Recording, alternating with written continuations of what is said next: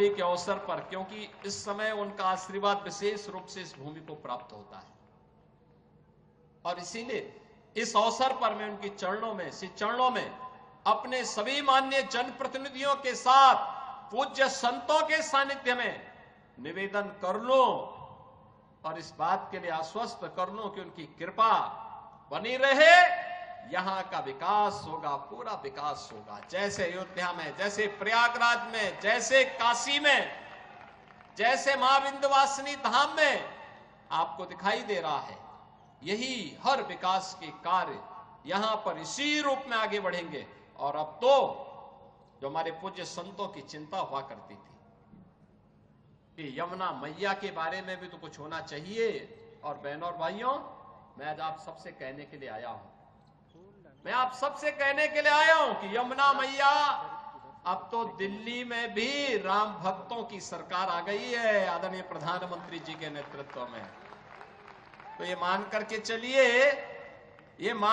चलिए कि यमुना मैया भी अब मां गंगा की तर्ज पर अविरल और निर्मल होकर के फिर से 5000 वर्ष पुरानी स्मृतियों को, जब हमारे कृष्ण कन्हैया यमुना मैया की गोद में वहां पर अपने ग्वाल बालों के साथ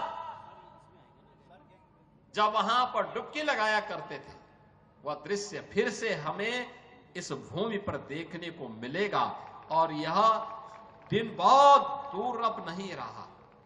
और इसीलिए आज के इस अवसर पर आप सबको मैं होली की अपनी मंगल में शुभकामनाएं देता हूं, बधाई देता हूं।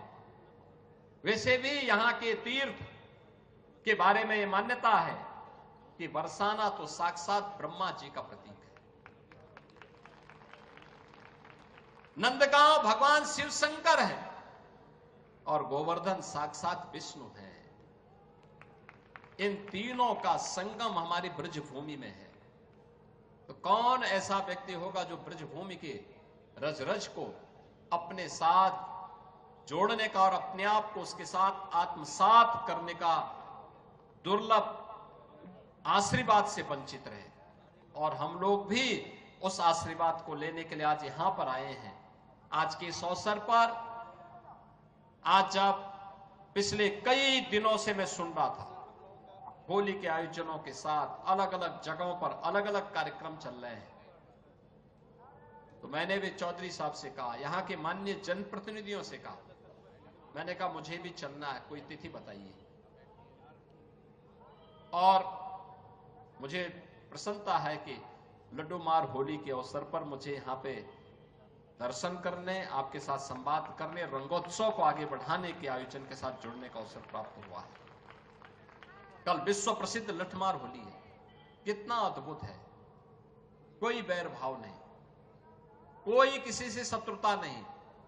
होली तो आपसी सद्भाव का त्योहार है, मेल भाव के साथ दूरियां को कम करने का त्योहार है, एकता के सूत्र में जोड़ने का जो संदेश महाकुंभ ने दिया है, होली उसकी पुष्टि करता है, उसको और मजबूती प्रदान करता है।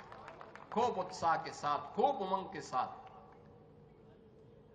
सनातन परंपरा के सद्भाव को, सौहार्द को एक एक भारतीय तक पहुंचाने की आवश्यकता है।